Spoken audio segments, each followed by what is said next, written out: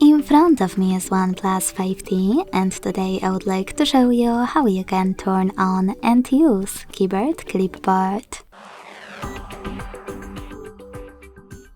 You need to begin by launching your keyboard.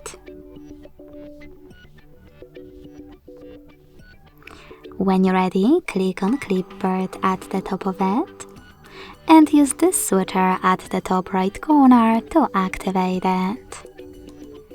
Then to use it, go back by clicking on this arrow at the top left corner.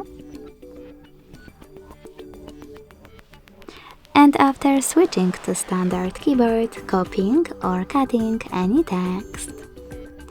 To paste it, tap on it at the top of your keyboard or click on Clipboard and paste it by clicking on it here. To pin one of your added sentences, use this pen at the top right corner. Tap on the chosen one and click on Pin. You can unpin it the same way. To delete it, tap on Pin again. Select your sentence and tap on this pin next to the pin. If you wish to disable Clipboard completely, use the same switcher as before.